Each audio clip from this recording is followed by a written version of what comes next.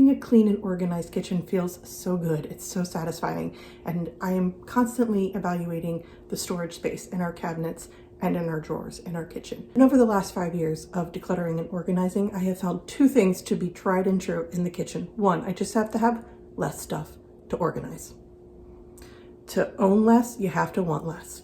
And the second thing is organization has to be easy. It has to be easy to put things away and to get things out. And there's a decluttering rule that helps you accomplish that. It's called the 50% rule.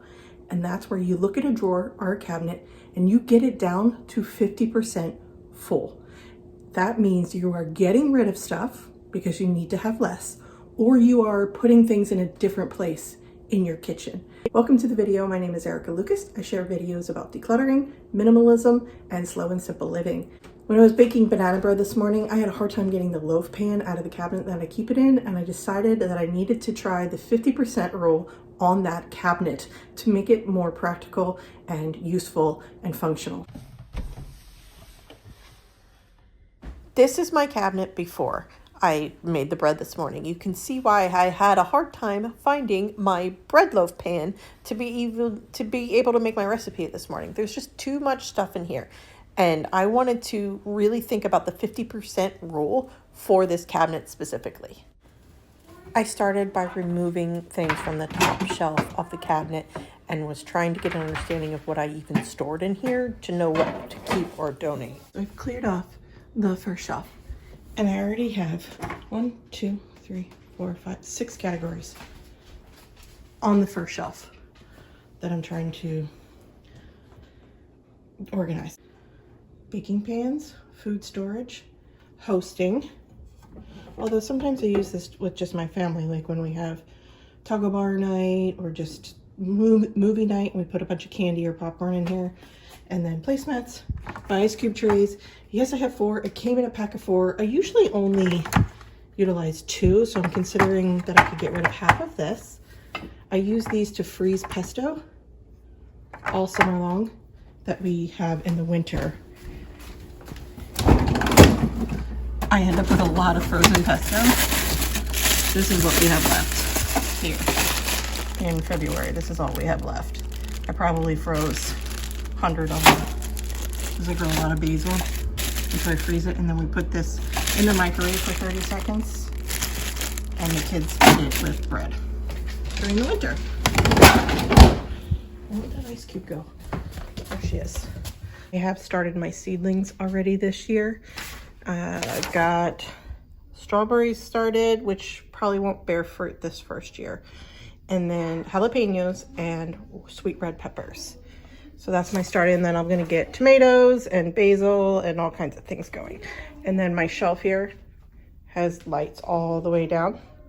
And I just utilize it all through February up to May when I start transplanting. One thing I do when I'm decluttering and I feel a little stuck is I sit with it, literally physically sit in the space and with the stuff.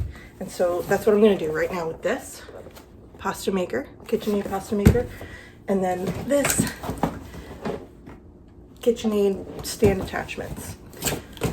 And then I also have this other one that we use for cheese, and then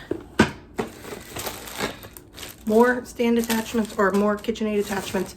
And then I have a green basket. That's the actual stuff I use all the time. The dough one, the mixer one, those are the attachments.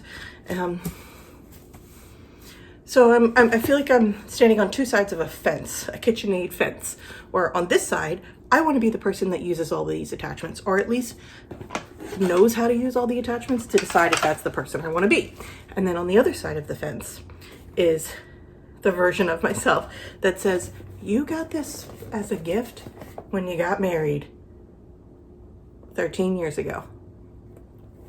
It's still in the box, unused. Had it on my registry because I was like, I'm gonna be a wife. Let's get the things. So my mother used hers to make homemade pasta for years and years and years. And that's what takes me from this side of the fence to the other side of the fence, where I'm like, you know what? One way of honoring my mother is to learn how to make pasta like she did. I know homemade pasta cooks fast, is healthier, is just generally better for you, I do a lot of cooking from scratch. So this is definitely an adventure I could go on, learning how to use the KitchenAid attachments. I'm leaning more this way, where I want to intentionally prioritize learning how to use these attachments. So easy, right? You just Google the attachment or do it on YouTube and you'll find a video or a tutorial on how to use each one of these things. I feel like I would be that person now that I have been baking and cooking from scratch so much more these last couple of years. So I feel like I would really utilize these things that I forgot that I had in the back of this cabinet. 2 years ago, I probably would have donated this. And then if I decided I was going to be that person, just buy them again or find them at a thrift store. So I'm stuck. I feel like I'm straddling the fence between just, Erica, you haven't opened the boxes, donate them. You're trying to get this cabinet to 50% occupancy so that it's better utilized. So you can actually open it, see what you got, pull it out. I was clearly on one side of the fence about all of my baking pans. I use them all the time. So for me, that was a no-brainer. I'm keeping all of those. The food storage, I probably would get rid of all the plastic food storage, maybe donate them, and just keep the glass one, because that's what I'm working towards anyway, and we don't even use the plastic ones. We really truly use the glass ones. I haven't reached for the plastic ones. So getting rid of those would not affect my life. All I was doing was storing them and taking up space to 100% occupancy in that cabinet before this morning. Okay. Okay. Okay, so I'm sitting with it. I keep leaning this way. And when I have to force myself over the fence to get rid of something, it's just not the right time to make that decision, and I'm okay with that. What's left is Andy's mortar thingy and the fire extinguisher, which I just realized was highly inaccessible until I pulled all that stuff out. Oh, there's two. They're probably expired. These expire, right? They came with the house and we've lived here 4 years. Coming up on 4 years in one spot. That's the longest we've ever lived anywhere. Okay, do they expire? This says full. Comment below with this if I need to buy new ones or what. For now, I'm gonna put them to the side because actually where I really want them is under the sink. Speaking of under the sink, allow me to show you. I have to move. That's at generally 50% occupancy, utilization. 2 months ago, we discovered that we had a leak from under the sink. Has not been leaking. Andy's repaired what it was. We couldn't figure out if it was a leak from the pipe or if the sink needed to be recaulked, but either way, it has not been leaking since Andy repaired it 6 weeks ago. And what he did was drilled out, some sort of salt, I don't know, and got rid of all the wood that was in here that was damaged to get underneath of it to see if there was any mold underneath that we had to abate and deal with. There was not. So he dug it all out and then cleaned it all up, put this in here, this wood that he put back in with this trim, and then sealed it. So now under the sink has been reorganized, and I've got my dishwasher pods from Drops, sponges, and then my cleaning sprays and my vinegar and our Dawn soap. And that still has a ton of space. We can see if it starts leaking again. That was part of the issue. We didn't actually see the leak because there was so much stuff in here. And so this is an example of 50% utilization that's extremely functional for me. I don't have to move anything to get something out. It's very easy to get stuff out and put it away.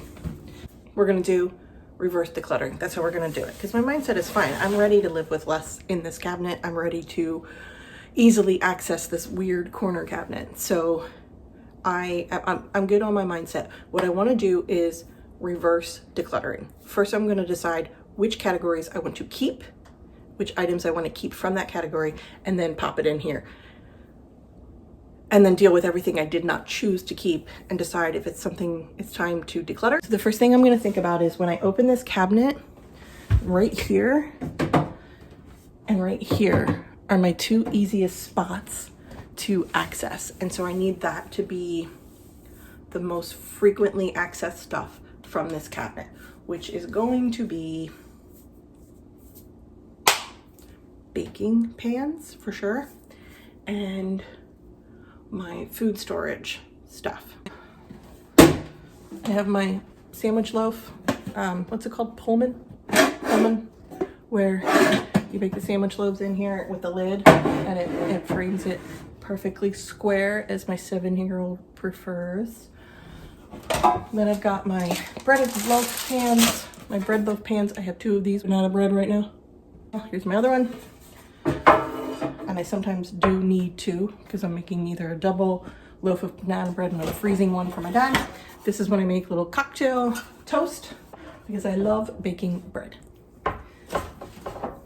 Brownie pans. Okay, and then my springform pans for cheesecake and carrot cake. Okay, those actually fit pretty great right there. There's my baking pan storage. Okay, food storage. Now, in order to live with 50% in this cabinet, I am going to have to get rid of like 50% of the stuff. So I'm going to start with this. I just don't reach for it. I love the practicality of it. I also love it to send food home with guests when they come over for dinner. But anybody who comes to my house for dinner is a close enough person and friend in my life or family that I would get my pan back. So I'm okay with letting go of the convenience of keeping the plastic containers. So that leaves me with 4, okay, large, that is so heavy, food storage containers. One of these actually belongs in my refrigerator. And we've been traveling so much that when it got washed in the dishwasher, it ended up in the wrong spot. It's labeled meat. I'm just gonna put it over, I'm just gonna get up and put it where it belongs. That's what I'm gonna do, in the fridge.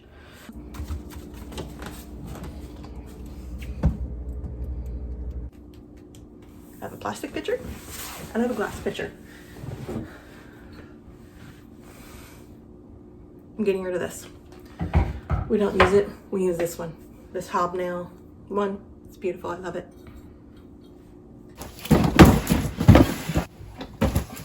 Puts me at about 50%. And now I've got placemats and serving plates and stuff. This is not that much. First, do I want to keep it? Yes. This is plastic, but that's okay. I like this. This is a glass plate from my grandparents. It was theirs. And then I have these serving plates that I use under those placemats I just threw up there. And then I have this guy.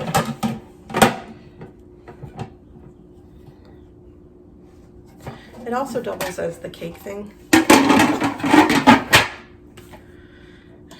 I actually use it this way more than other ways. The thing I hate about this is how it gets these watermarks and finger marks because it's annoying. It's plastic. It happens on glass too, but it's easier to clean. I have owned 3 glass ones and all 3 have broken. They get chipped on the edges of the dome and it cracks up. I don't know if we're just not gentle when we place it back down. That's why I ended up with this, because my family and I broke 3 glass domes. And so I was like, forget this. They're expensive. I'm getting the cheap plastic one. And now I'm here, but I don't like how it's clean, but it looks, I don't know. Then it kind of begs the question, do I really need it? No, because you know why? I've hosted 2 birthday parties for my boys here. I did not use this. I didn't use this.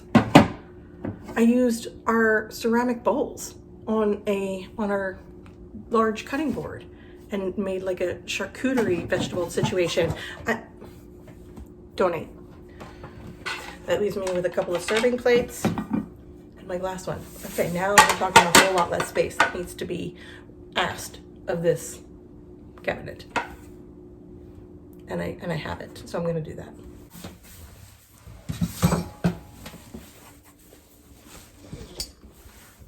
It's okay. So KitchenAid, pitcher, and serving dishes. Food storage.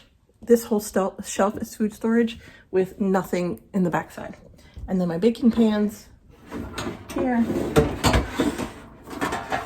which honestly, I didn't even need to like shove these pretty ladies to the back because I got tons of space. Okay. Stuff that's going to a party, stuff that's getting donated, and placemats that need to go where they go. I forgot a category, my trivets. Put them where you use them, Erica. Yes, ma'am. Here's my trivets. And yeah, I use these. Okay. I was gonna say I don't need 4, but actually I probably do. There's our china cabinet. Wait, your curtains, why are you in here? These are kitchen curtains. My tablecloth. The other curtain. All right, I have trivets tucked in there, placemats, and my tablecloth. So that looks pretty good now. Here is how it ended up. I would estimate 50%-ish, certainly better. Everything is accessible without having to take something out to get to it.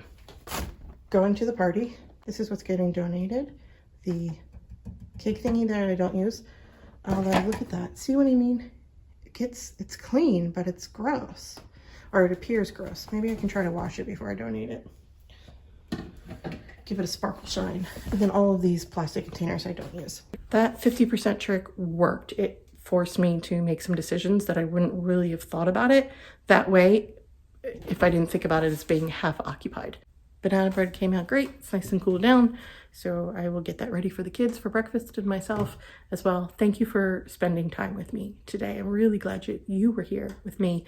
Here's another video about kitchen organization where I organized that cabinet down there and lived with less in that cabinet. Although now that I'm thinking about that cabinet, that's not 50%, and I should really try this approach on that cabinet next time. Take care.